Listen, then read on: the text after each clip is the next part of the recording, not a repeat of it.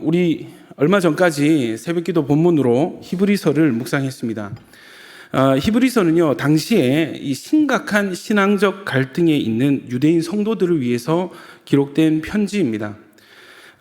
지금 당장 예수 믿는 것 때문에 너무 힘이 들고 심지어는 목숨의 위협까지도 받고 있는 당시 초대교회 상황 가운데 이 예수만 빼면, 예수만 부인하면 살 수 있고 또 고난도 받지 않아도 되는 현실적인 이 문제 앞에서 지금 진동하고 흔들리는 성도들을 믿음 위에 다시 굳건하게 세우기 위해서 이 히브리서 저자는 펜을 들었습니다.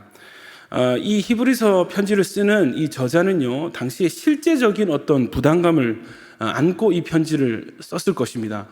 이 편지가 이 성공을 하면 아마 흔들리는 성도들은 다시 굳건하게 믿음의 반석 위에 신앙을 세워놓을 것이고, 만약에 이 편지가 실패하게 되면은 이 고민하던 이 성도들이 예수를 버리고 배교하고 예수 신앙에서 떠나게 되는 그런 절체절명의 중요한 순간에 이 편지를 쓰고 있는 것입니다.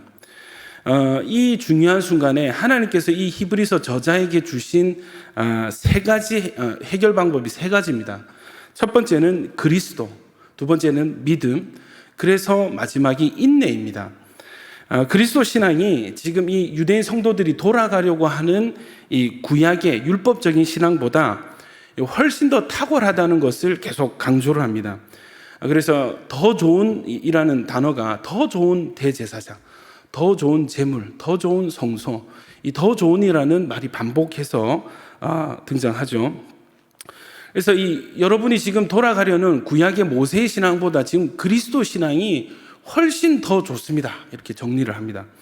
자, 예수님이 훨씬 더 좋은 분이라면 그 다음 문제는 우리의 믿음이죠. 이 더 좋은 예수를 내가 안 믿으면 아무 소용이 없지 않겠습니까? 그래서 믿음을 강조합니다. 그런데 이 믿음까지 정리가 된 뒤에도 한 가지 문제가 남아 있습니다. 그것은 바로 고난에 대한 문제입니다. 왜요? 믿음이 있어도 이 고난이라는 문제가 다시 재해석이 되지 않으면 낙심이라는 함정이 이들을 기다리고 있기 때문입니다. 그래서 오늘 우리가 함께 읽은 히브리서 12장에서 이 고난의 의미에 대해서 어떻게 정의를 하냐면, 이것은 사랑하시기 때문에 주시는 친아버지의 연단이다. 너희를 그냥 옆집 아들이 아니고 양자가 아니고 친아들로 생각하기 때문에 이 잘되라는 의미로 사랑하기 때문에 연단을 주시는 것이다. 이렇게 정리를 합니다. 그렇기 때문에 낙심하지 말고 끝까지 인내하라고 권면을 하고 있는 것이죠. 아마도 이 말씀을 받기 전에는 이 고민하던 성도들은요, 마치 자기들이 당하고 있는 이 고난이 마치 하나님이 우리를 미워서 주시는 심판 같고, 꼭 우리가 뭔가 잘못해서 죄지어서 당하는 고난으로 여기고 굉장히 무거운 마음, 아마 엄청 혼란스러웠을 것입니다. 이제 이 말씀을 받고 난 뒤에는 이런 상황을 허락하신 하나님이 이해가 되기 시작하고, 이제는 이 편지를 읽으면서 뜨거운 아마 눈물을 흘렸을지 않을까 상상이 됩니다. 미움이 아니고 사랑이었고, 낙심할 일이 아니고 인내할 일이고, 손해보는 것이 아니라 열매 맺을 일이라는 것을 깨닫게 되었을 것입니다. 고난에 대한 패러다임이 완전히 전환이 되게 되는 것이죠. 그리고 그 시작을 이 히브리서 저자는 이 12절에 이것은 징계인데 이 고난은 여러분을 사랑해서 주시는 친아버지의 연단이다, 이렇게 얘기하면서 12장 2절에 예수를 바라보라, 믿음의 주여 온전하게 하시는 이인 예수를 바라보자라고 운을 떼면서 시작을 하는 것입니다. 여러분, 우리가요, 이 고난이라는 상황에 들어가게 되면은 가장 먼저 묵상하게 되고 묵상되게 되는 것이 무엇입니까? 그 고난 그 자체를 묵상하게 됩니다. 이 문제가 도대체 어디서부터 잘못된 것인가로부터 시작해가지고 어떻게 해야 빨리 가장 효율적으로 이 문제를 벗어날 수 있을까? 이렇게 생각해도 고난이고 저렇게 생각해도 고난이고 온통 머릿속에 이 고난 자체에 대한 이 집중된 이 시각이 우리 머리를 지배하기 시작하는 것입니다. 여러분, 그러나 하나님께서 살아계시고 하나님께서 친아들로서 우리를 사랑하셔서 연단하시려고 어떤 고난을 허락하셨다면 우리는 고난 자체를 바라볼 것이 아니라 우리를 사랑하시는, 그리고 이 고난을 허락하시는 하나님을 바라보고 하나님을 묵상해야 될 줄로 믿습니다. 여러분, 고난 중에 우리가 고난 자체를 묵상한다는 것은요, 이 문제 자체에 갇히는 것을 뜻하게 되는데요. 이것은 마치 이스라엘을 출애굽시키셔서 사실 곧바로 일주일도 안 되는 거리로 이 가나안 땅에 들어가게 하실 수 있는 하나님께서 굳이 40년 동안을 광야길로 걷게 하셨단 말입니다. 이런 상황에서 이 이스라엘은 하나님을 묵상하지 않고 왜 여기는 먹을 것이 없습니까? 왜 여기는 마실 물이 없습니까? 왜 여기에는 이런 문제가 있습니까? 불평하고 불순종하는 이 이스라엘과 다를 바 없는 모습이 되게 되는 것입니다. 우리 신명기서 8장 16절을 보시면요, 제가 읽겠습니다. 내 조상들도 알지 못하던 만나를 광야에서 내게 먹이셨나니 이는 다 너를 낮추시며 너를 시험하사 마침내 내게 복을 주려 하심이었느니라. 이 광야길에 대한 의미, 이 너무나 힘들고 고된 이 광야길에 대한 이 의미를 이 신명기서에서 모세가 어떻게 해석하고 있냐면, 복 주시려고 일부러 허락하신 것이다, 너를 시험하신 것이다, 이렇게 재해석하고 있는 것입니다. 마침내 복을 주려고, 복을 받을 수 있는 상태를 먼저 만드시는 하나님의 놀라운 섭리가 있다는 것을 알게 하십니다. 여러분, 광야에서 광야 자체를 묵상하는 것만큼 어리석은 것이 없습니다. 광야에서는요, 광야길로 인도하여 들이신 하나님을 묵상해야 될 줄로 믿습니다. 여러분, 우리 고민은 항상 어떻게 하면 빨리 효과적으로 이 고난을 벗어날까에 항상 이게 무의식적으로 반응하게 됩니다. 그러나 하나님의 고민은 우리의 고민과 같지 않다는 것입니다. 하나님은요, 어떻게 하면 우리가 하나님을 잊지 않게 할까? 이것이 하나님의 걱정입니다. 신명기서 8장 14절 그리고 18절을 보시면요, 내 마음이 교만하여 내 하나님 여호와를 잊어버릴까 염려하노라. 18절에 내 하나님 여호와를 기억하라, 이렇게 말씀하고 있습니다. 여러분, 고난의 종류는 다 제각각이지만 이 고난 중에 분명해지는 것들이 있죠. 인간이라는 우리 존재가 이 조그만 문제 앞에 얼마나 연약하고 우리가 얼마나 작은 존재인지, 우리의 능력이 얼마나 무기력하고 또 우리의 지혜가 얼마나 어리석은지가 드러나게 됩니다. 여러분, 이 깨달음은 곧바로 내 인생의 주인이 누구시고 또 내가 누구의 은혜로 오늘날까지 살아왔는지, 그렇기 때문에 내가 앞으로도 누구와 동행하며 누구를 의지해야 할지가 선명해지게 되는 것입니다. 여러분, 오직 하나님을 기억하고 하나님을 잊지 않기 위해서 몸부림치는 온천교회 성도님들 되시기를 축원합니다. 그래서 이 히브리서 저자는요, 지금 고난 중에 있는 유대인 성도들에게 믿음의 주요 온전하게 하시는 이인 예수를 바라보자라고 이 마지막 권면에 운을 떼고 있습니다. 도대체 이 예수님이 어떤 분이시길래, 어떻게 하셨길래 이 고난 중에 예수를 바라보라 하는가? 그리고 우리가 지금 고난 당하는 이것과 예수를 바라보는 게 예수님이 무슨 상관이 있는가? 여러분, 예수님이 어떻게 행하셨는지는 설교 끝쪽에 다시 말씀을 드리고, 먼저는 고난 중에 도대체 과연 예수를 바라볼 수 있을까?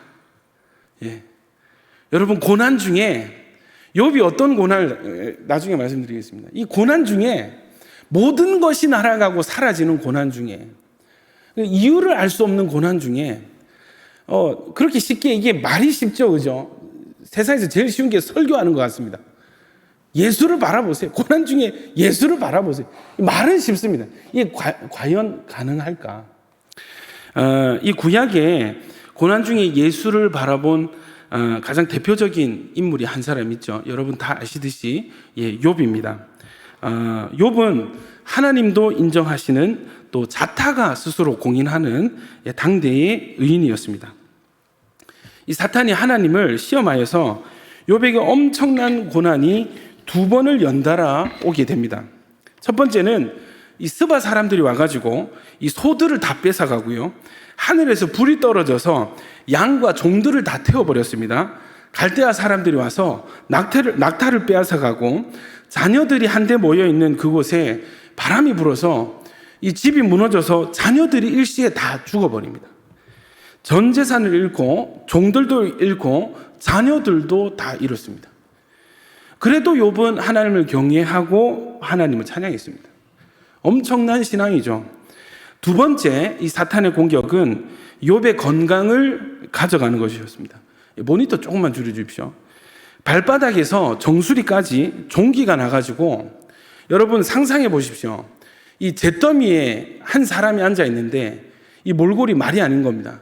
정수리부터 발바닥까지 이 온몸에 뭐가 막 나가지고 이 고름이 나고, 또 거기를 그 질그릇으로 문질러 가지고 피가 나고, 이 사람 형체가 말이 아니었을 것입니다. 이 지금 유일하게 남은 가족이 아내인데, 이 아내는 네가 그래도 하나님을 믿느냐, 너만 온전하느냐, 하나님 욕하고 죽으라, 이런 얘기를 합니다. 여러분, 어떻게 이런 의인이 이렇게 독한 여자랑 결혼하게 됐는지 저는 당대의 미스터리가 아닐까. 더불어서 제 아내가 이런 독한 여자가 아니라서 얼마나 감사한지 모르겠습니다. 모르죠. 저도 이런 욕과 같은 상황에 닥치면 저희 아내 눈빛이 변해가지고 욕하고 목사 때려치고 막 죽어 이렇게 할 수도 있지 않을까. 그만큼 사실 이 상황은 쉽지 않은 상황이었습니다. 이 멀리서 위로하러 온 친구라고 하는 이 엘리바스, 소발, 빌닷은요, 위로하러 왔다가, 처음에는 위로하러 왔다가 갈수록 대화를 진행할수록 네가 문제가 있어서 그렇다, 네가 죄를 지어서 그렇다, 이게 위로에서 공격으로 바뀌는 겁니다. 어처구니가 없죠. 욥이 얼마나 힘들었는지 이 친구들 향해서 이렇게 고백을 합니다. 16장 2절에 이런 말은 내가 많이 들었나니 너희는 다 재난을 주는 위로자들이다. 위로자가 위로를 하면은 참 이게 치유가 돼야 되는데, 이 친구들이 위로한답시고 말을 하면 할수록 재난이 더 쌓이는 느낌인 것입니다. 재난을 주는 위로자. 욥의 편이 아무도 없습니다. 아내도 내 편이 아니고 친구들도 내 편이 아닙니다. 남은 것이 없습니다. 다 가져가신 것 같습니다. 다 빼앗긴 것 같습니다. 그동안 쌓아왔던 명예와 재물, 모든 것이 하루아침에 물거품이 되어버렸습니다. 이 너무나 힘든 상황에 위로하러 온 친구들마저 욥을 공격하고 있습니다. 정말 저 같으면 정말 살기 싫지 않았을까, 그런 생각이 들었습니다. 그런데 여러분, 이런 상황에 욥의 시선은 문제에만 향하여 있지 않고, 욥은 자신이 처한 상황을 어떻게 정의하고 있는가? 욥은요, 문제만 바라보지 않았습니다. 욥은요, 다른 어떤 누군가를 바라보고 있었습니다. 먼저 욥이 자기 상황을 어떻게 정리하고 있는지 한번 보시겠습니다. 19장 12절에 그 군대가 일제히 나와서 길을 도두고 나를 치며 내 장막을 둘러 진을 치고 형제들이 나를 떠나고, 14절에 친척이 나를 버리고 여종들은 나를 무시하고 종을 불러도 대답하지 않고 내 아내도 내 숨결을 싫어하고 어린아이들까지 나를 업신여기고, 19절에 나의 가장 가까운 친구들이 나를 미워하고 내가 사랑하는 사람들이 돌이켜 나의 원수가 되었구나. 내 피부와 살이 뼈에 붙었고 남은 것은 겨우 잇몸뿐이로구나. 나의 친구야, 너희는 나를 불쌍히 여겨다오. 나를 불쌍히 여겨다오. 하나님의 손이 나를 치셨구나. 아무도 내 편이 없다는 거예요. 아내도 친구도 심지어는 종들까지도 나를 무시하고, 이게 하나님의 손이 나를 치셨다, 이렇게 한탄하는 이런 상황입니다. 얼마나 비관적입니까? 그런데 여러분, 이 말을 하고 나서 욥이 다시 이렇게 이야기를 이어갑니다. 19장 23절부터 나의 말이 곧 기록되었으면, 책에 씌어졌으면, 철필과 납으로 영원히 돌에 새겨졌으면 좋겠노라. 무슨 말입니까? 여러분, 지금부터 제가 어떤 말을 할 건데요, 여러분, 제가 바라기는 지금부터 제가 하는 말이 책에 씌어졌으면 좋겠습니다. 설필과 납으로 영원하게 돌에 새겨졌으면 좋겠습니다. 엄청 중요하다는 뜻이죠. 하면서 이야기를 하는 것이 다른 누구가 아닌, 다른 어떤 것이 아닌 바로 예수님을 이야기합니다. 25절부터 보시겠습니다. 내가 알기에는 나의 대속자가 살아계시니 마침내 그가 땅 위에 서실 것이라. 내 가죽이 벗김을 당한 뒤에도 내가 육체 밖에서 하나님을 보리라. 내가 그를 보리니 내 눈으로 그를 보기를 낯선 사람처럼 하지 않을 것이라. 내 마음이 초조하구나. 여러분, 이 대속자라는 말이 구약에 처음으로 유일하게 쓰인 본문이 바로 이 부분입니다. 여러분, 구약은 신약의 그림자죠. 제가 한 번씩 밤에 자기 전에 아이들이랑 그림자 놀이를 합니다. 불을 다 끄고 핸드폰 후레쉬를 켜가지고 막 이렇게 하는 거. 이거 뭐지? 이러면 비둘기요. 이거 뭐지? 뭐 토끼요. 막 합니다. 여러분, 그림자는 실체를 알려주는 가장 좋은 지표가 되기도 합니다. 그러니까 이 실체가 진짜인가 거짓인가를 알아보기 위해서는 이 실체의 그림자의 실체를 딱 빗대어 보았을 때 형체가 비슷하네, 실체가 맞네, 이렇게 되는 것이죠. 그래서 여러분, 구약은요 신약의 그림자로서 신약을 증거하고 나타내고 드러냅니다. 그런데 여러분, 그렇기 때문에 구약은, 그림자된 구약은 칼라가 아니고 흑백입니다. 형체를 나타내지만 뚜렷한 어떤 선들과 입체감이 없습니다. 한계가 있다는 것이죠. 이 구약의 한계 상황 속에서 욥은요 신약의 실체 대신 예수님을 인지하고 그를 바라보고 있다는 것을 알 수 있습니다. 이 엄청난 신앙입니다, 여러분. 이 다윗도요, 내가 광야에서 내 앞에 계신 주를 항상 배움같이. 여러분, 구약의 이 뛰어난 믿음의 이 선진들이요 신약의 예수님의 존재를 인지했다는 것 아십니까? 욥이 그들 중에 한 사람입니다. 여러분, 이런 것입니다. 다른 사람들이 다 나를 떠나가고 다 나를 욕해도 나는 알고 있습니다. 나에게는 대속자가 있습니다. 내가 대속자가 있습니다. 나를 구원하실 분이 계십니다. 나중에 내가 죽은 뒤에 이 육체 밖에서 하나님 볼 건데 내가 그분을 볼 것인데 그때는 우리 서로 낯선 사람 대하듯이 하지 않을 것입니다. 무슨 말입니까? 우리는 서로 이미 보고 아는 사이입니다. 엄청난 신앙입니다. 여러분, 고난 중에 우리의 선택은 예수가 되어야 될 줄로 믿습니다. 여러분, 고난 중에 우리 시선의 끝자락에는 예수님이 계셔야 됩니다. 예수를 바라볼 때 우리는 고난을 이길 힘을 얻게 됩니다. 예수만이 나의 힘, 예수만이 나의 소망인 줄 믿습니다. 여러분, 여기서요 이 욥이 사용한 대속자라는 말의 뜻을 우리가 한번 짚고 넘어가겠습니다. 고엘이고, 이 고엘이라는 단어는 가알에서 출발을 합니다. 가알은 무엇인가? 이것은요 가족의, 친족의 의무입니다. 여러분, 보아스가 룻의 가알이었죠. 고엘이었습니다. 여러분, 이것은 뭐냐면 제가 만약에 궁핍해서 만약에 밭을 팔거나 혹은 제가 빚을 못 갚아서 노예로 팔려가게 되면은 저의 가장 가까운 친족, 혈육 누굴까요? 제 동생입니다. 제 동생이 저의 빚을 갚고 속량해서 값을 대신 지불해서 그 밭을 다시 사와야 되고 저를 노예에서 다시 사와야 되는 의무를 가졌습니다. 만약에 제가 억울한 죽음을 당했다, 그럼 저의 원수를 누가 갚는가? 저의 고엘인 저의 동생, 저희 친족이 이것을 원수까지도 갚아야 되는 의무가 있습니다. 여러분, 욥이요 나에게 대속자가 있습니다. 나에게 고엘이 있습니다. 이 고엘이 누구라고요? 예수님이십니다. 여러분, 이 욥이 이 고난 중에 힘을 낼 수 있었던 이유가 무엇인가? 이 고난 중에 인내할 수 있었던 원동력이 무엇인가? 다른 것 없고요, 단 한 가지, 나의 대속자 예수님이 살아계시고 그가 언젠가는 이 땅 위에 서실 것입니다 하는 예수 신앙 때문에 견딜 수 있었다는 것입니다. 아멘이십니까? 근데 여러분, 이 대속자가 우리에게도 있다는 것 아십니까? 이 욥이 바라본 대속자 예수께서 우리의 대속자가 되시는 것도 여러분 아십니까? 여러분, 예수님께서 우리의 대속자가 되시려면 우리의 가장 가까운 친족, 혈육이 되어야 됩니다. 근데 여러분, 예수께서 이 조건을 충족하시기 위해서 예수님께서 우리의 형이 되셨습니다. 할렐루야.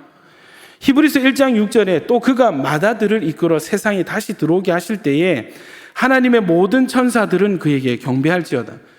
이 히브리서 1장에 예수님을 우리의 맏아들로 소개를 하고, 하나님의 맏아들. 그리고 히브리서 2장 11절에 보시면 예수님 스스로도 거룩하게 하시는 이와 거룩하게 함을 입은 자들이 다 한 근원에서 난지라. 그러므로 형제라 부르시기를 부끄러워하지 아니하시고, 이르시되 내가 주의 이름을 내 형제들에게 선포하고 내가 주를 교회 중에 찬송하리라 하셨으며, 여러분, 하나님께서 이 자기의 독생자 아들을 보내신 것이 아니라 나의 하나밖에 없는 아들을 너희에게 보낸다라고 하는 것이 아니라 나의 맏아들, 하나님의 맏아들을 세상에 보내셨다 했습니다. 이 맏아들 대신 예수께서 형제여 하고 이렇게 누군가를 부르는데, 이 형제여가 누굽니까? 예수님의 형제, 저와 여러분, 신약의 성도들을 향해서 당신들은 나의 형제입니다, 예수님이 말씀하시는 것입니다. 할렐루야. 여러분, 우리 중에 누가 하나님, 저는 대속자가 필요해요, 이대로는 너무 억울하고 너무 손해가 큽니다, 나를 좀 살려주시고 구원해 주시고 내 원수도 좀 갚아주십시오, 여러분, 예수님 나의 고엘이 되어주세요, 누구 한 명 먼저 기도하신 분 여기 계십니까? 아무도 없습니다. 어떻게 해요?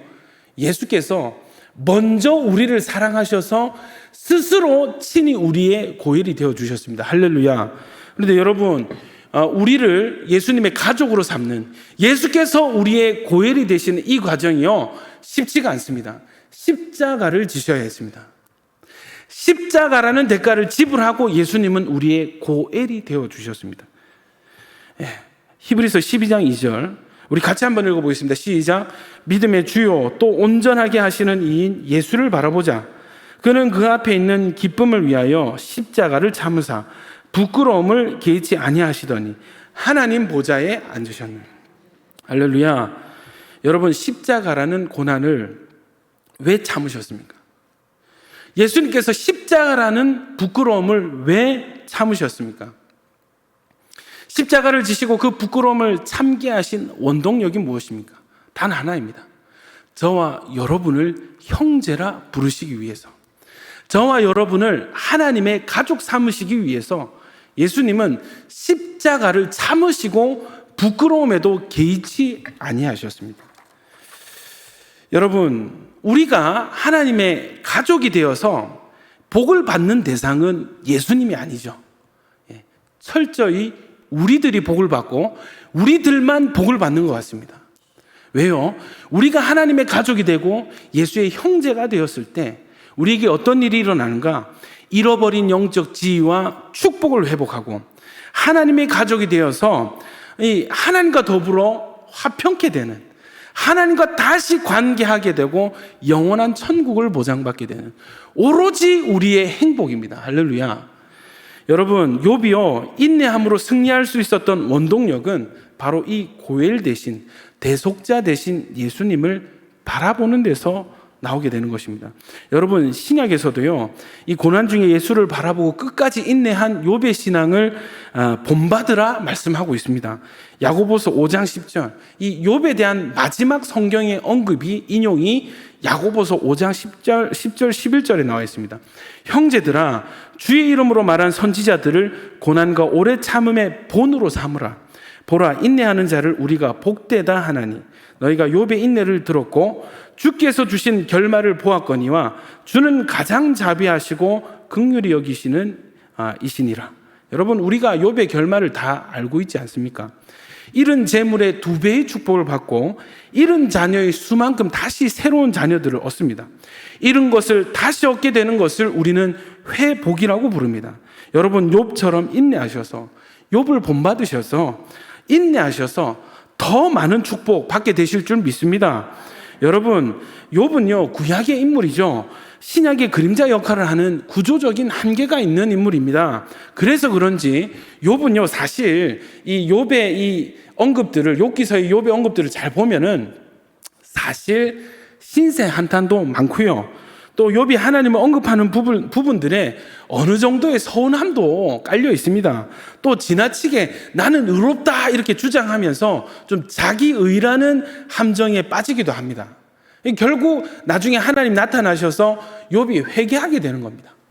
여러분, 욥이 그림자고 예고편이라면 실체이고 본편이신 예수님은 어떻게 하십니까? 우리가 읽었듯이 기꺼이 고난을 담당하시고 기쁨으로 참으셨습니다. 여러분, 우리가 예수님처럼 다 할 수 있을까요? 예수님처럼 고난 앞에서 아이고 기쁘다, 충분히 할 수 있습니다, 조금만 참으면 됩니다, 이렇게 쉽게 할 수 있을까요? 예, 다시 말씀드리지만 여러분, 이 설교가 제일 쉬운 것 같아요. 말이 제일 쉽습니다. 여러분, 절대 쉽지 않습니다. 여러분 다 아시지 않습니까? 결코 이 실전 상황에 돌입하게 되면요, 나의 신앙이 다 뽀록이 나거든요. 다 드러나거든요. 결코 쉽지가 않습니다. 여러분, 그러나 불가능한 일도 절대 아닙니다. 왜요? 누가 있습니까? 바울이라는 예수님의 제자가 있습니다. 바울이요, 이 고난, 이 자기의 사명 감당함에 고난이 너무 많았는데 바울이 뭐라고 스스로 언급하는지 아십니까? 고린도후서 11장 24절부터 28절까지 보시면 우리 같이 한번 읽어보겠습니다. 시작. 유대인들에게 40에서 하나 감한 매를 5번 맞았습니다. 3번 태장으로 맞고 1번 돌로 맞고 3번 파선하고 일주일을 깊은 바다에서 지냈으며 여러 번 여행하면서 강의 위험과 강도의 위험과 동족의 위험과 이방인의 위험과 신의 위험과 광야의 위험과 바다의 위험과 거짓 형제 중의 위험을 당하고 또 수고하며 애쓰고 여러 번 자지 못하고 줄이며 목마르고 여러 번 굶고 춥고 헐벗었노라. 이 외에 일은 고사하고 아직도 날마다 내 속에 눌리는 일이 있으니 곧 모든 교회를 위하여 염려하는 것이라. 여러분, 바울은요 이런 신세 한탄이 없습니다. 하나님, 내가 지금 내조차고 이렇게 삽니까? 하나님조차고 내가 이렇게 고생하지 않습니까? 하나님 복음 전하려고, 교회 세우려고 이렇게 열심히 하지 않습니까? 그런데 왜 내 인생에 이 복음을 전하는 길에 이런 이 고난이 있습니까? 왜 하나님 뒤를 밀어줘도 시원찮을 판에, 예? 평평대로 좋은 환경 깔아주셔도 쉽지 않은 지금 이때에 이런 고난 나를 왜 이렇게 힘들게 하십니까? 주의 일을 하지 말라는 말입니까? 이게 뭡니까? 하나님 도대체 왜 이러십니까? 이런 신세 한탄을 조금도 한 줄도 찾아볼 수가 없습니다. 사도행전 20장 23절에서 24절까지 제가 읽겠습니다. 오직 성령이 각 성에서 내게 증언하여 결박과 환난이 나를 기다린다 하시나 내가 달려갈 길과 주 예수께 받은 사명 곧 하나님의 은혜의 복음을 증언하는 일을 마치려 하면은 나의 생명조차 조금도 귀한 것으로 여기지 아니하노라. 여러분, 바울은요 가다가 보니까 고난을 당한 게 아니고요, 어느 시점을 통과하면서 바울은요 내가 여기로 가면은, 예루살렘으로 가면은 고난이 있겠구나, 나를 넘겨주겠구나, 내가 죽을 수도 있겠구나, 이것을 감지한 상태에서 변함없이 사명을 향해서, 사역지를 향해서 돌진하는 것을 볼 수 있습니다. 그 중심에는 오로지 예수, 오로지 복음이었습니다. 말씀을 맺겠습니다. 사실은요 이 욥기서를 묵상할 때, 예, 언제였냐면 저희가 이제 자가격리가 해제가 되고 이 사무실에 앉아 있는데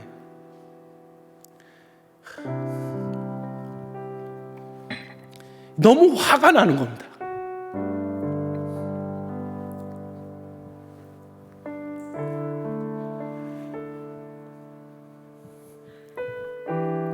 죄송합니다. 이게 안 울려고 몇 번을 다짐해도 결코 좋은 마음에서 욥기를 묵상한 게 아닙니다. 책상에 앉아 있는데 할 수 있는 건 없고 잠잠히 생각이 정리가 되기 시작하면서 제 중심 깊은 곳에서 화가 막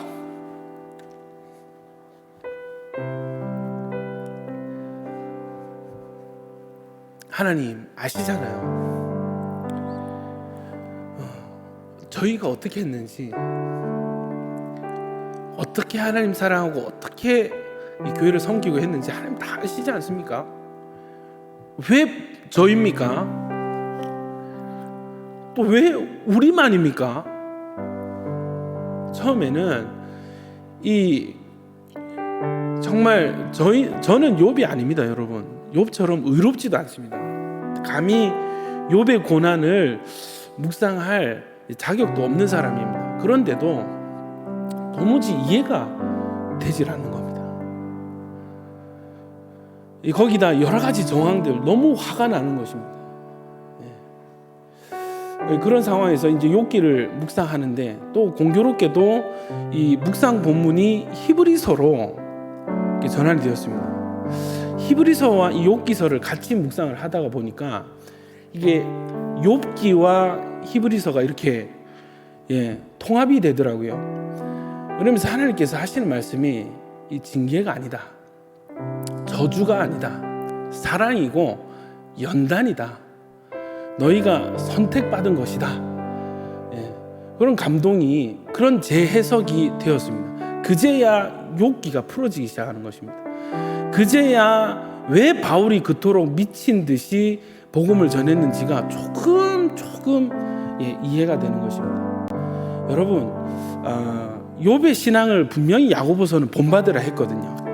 욥의 신앙까지만 본받으면 적당히 고난당하고 적당히 인내해서 적당히 이 시기를 잘 이겨내가는 고까질 것입니다. 그러나 여러분, 우리 신앙은요, 우리 신앙의 목표는 욥도 아니요, 우리 신앙의 최종 목표는 모세도 노아도 아브라함도 아닙니다. 우리 신앙의 최종 목표는 오직 예수 그리스도인 줄 믿습니다. 그렇기 때문에 히브리서 저자가 믿음의 주요 온전하게 하시는 이인 예수를 바라보자. 예수를 바라보자가 사실은 뭐겠습니까? 예수만 바라보자가 되는 것입니다. 할렐루야. 여러분, 우리의 결승점은요, 욥의 인내까지가 아니라 바울의 사명감까지고, 바울까지도 넘어서 예수님까지 이르기를 하나님은 원하신다는 것입니다. 여러분, 우리가 예수님을 바라볼 때에 우리도 예수님처럼 예수님이 걸어가셨던 그 길, 우리 앞에는 바울과 여러 제자들이, 여러 순교자들이 걸어갔던 그 길을 우리가 끝까지 예수를 바라볼 때 결국 우리도 걸어가게 될 것이라는 것입니다. 할렐루야. 여러분, 지금 우리가 당했던 이 상황, 하나님은 정말 낮추시기도 하고 높이시기도 하는 다른 것 같지만 결국 말씀 그대로 역사하시는 하나님을 우리 모든 온천교회 성도들이 다 경험했지 않습니까? 정말 하나님은요, 말씀대로 우리를 인도하시는 줄 믿습니다. 이 세상의 끝도 결국은 말씀대로 될 것인데, 이 성경에는 무엇이 있습니까? 여러분, 우리가 당한 이 시기에 이 고난이 예고편이라면 정말 본편으로서의 마지막 환난, 마지막 때의 큰 환난이 모든 성도들을 기다리고 있다는 것을 우리는 알 수 있습니다. 여러분, 왜 욥의 인내, 그리고 히브리서와 야고보서의 그 상황이 이 종말론적인 이 상황을 함의하고 있는지, 여러분, 하나님께서 우리를 먼저 불러서 준비시키고 예비시키신 줄 믿습니다. 하나님께서 연단하셨다면 의와 평강의 열매를 맺겠죠. 열매 맺게 되는 것입니다. 마지막 때에 귀하게 쓰임받는 온천교회가 될 줄로 믿습니다. 여러분, 그래서 오늘 본문은요, 아이고 수고했습니다, 잘 이겨냈습니다, 잘했습니다, 잘 버텼습니다, 인내했습니다, 이까지가 아닌 것입니다. 이까지 하고 우리 아무 일 없었던 듯이 그냥 하자, 예배 드리자, 이게 아닌 것입니다. 여러분, 좀 쉬었다 갑시다, 아닌 것입니다. 히브리서 12장 12절 13절 이 징계에 대한 재해석을 하면서 바울이 뭐라고 권면을 하고 있습니까? 같이 한번 읽어볼까요? 시작. 그러므로 피곤한 손과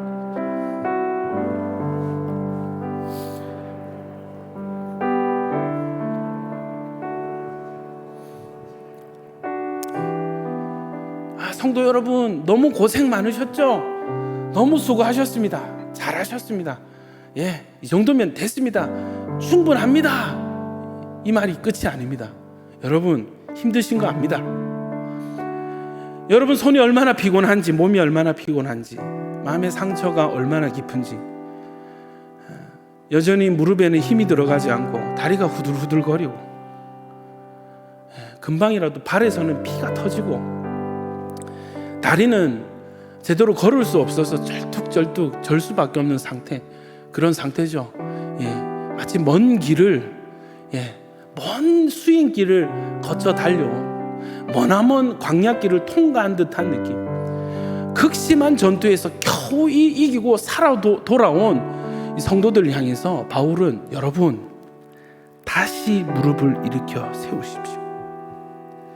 저는 다리를 다시금 고치고 걸어가십시오. 권면하고 있는 것입니다. 아직 갈 길이 남아 있습니다. 여러분, 아직 가야만 하는 길이 남아 있습니다. 바로 예수님이 걸어가신 길.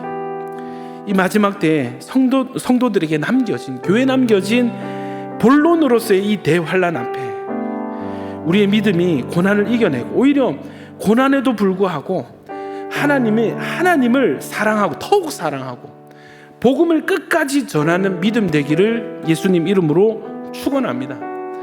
하나님, 지금 여러분 얼마나 감사한지 모르겠습니다. 얼마나 감사한지 모르겠습니다. 하나님 감사합니다 하고 쉴 것이 아니라는 거죠. 하나님을 기쁘시게 할 고백은요, 감사를 넘어서 결단이라고 생각합니다. 하나님, 주의 은혜로 여기까지 왔습니다. 그러나 우리에게는 아직 가야 할 길이 남아 있습니다. 비록 내 몸과 내 마음 아프고 상하고 힘들지만 여기서 주저앉지 않고 다시 일어나서 맡겨진 길 계속해서 걸어가겠습니다. 맡기신 사명 끝까지 충성되게 잘 감당하겠습니다. 여러분, 우리의 기도의 끝은 감사가 아니라 다시 한 번의 결단이 되어야 될 줄로 믿습니다. 어떻게 해요? 끝까지 예수를 바라보고, 예수만 바라보고, 예수가 내 삶의 목표가 되고, 예수님이 우리의 결승선이 되어서 너 이제 끝이 났다, 수고했다, 착하고 충성된 종아, 우리가 그 칭찬 들을 때까지는 우리는 계속해서 걸어가야 되고, 우리는 계속해서 싸워 나가야 된다는 것입니다. 많은 성도들이 이번 상황을 통해서 많이 고난받으시고 많이 힘들어 하셨다는 소식을 들었습니다. 여러분, 우리 그런 성도들을 권면해야 될 줄로 믿습니다. 위로하시고, 권면하시고, 다시 일으켜 세우셔서 다시 예배의 자리, 다시 사명의 자리, 다시 복음 전하는 그 자리에 우리가 다 같이 함께 서서 끝까지 승리하는 승리자들 되시기를 예수님 이름으로 축원합니다. 그 원동력은 무엇인가? 예수를 바라보는 믿음. 고난 중에 고난을 묵상하지 아니하고 예수를 바라보는 그 믿음 되시기를 예수님 이름으로 축원합니다. 우리 한번 이 시간 주여 한번 외치고 기도하실 때에 우리가 결단을 좀, 감사를 넘어서 결단으로 나아갔으면 좋겠습니다. 하나님, 여기까지 인도하여 주시니 감사합니다. 여러분, 온천교회 기적이 일어나고 있습니다. 하나님께서 하시는 줄 믿습니다. 여러분, 마음껏 감사하시되 감사의 우리의 감사를 넘어서 결단, 하나님 다시 길을 걸어가겠습니다.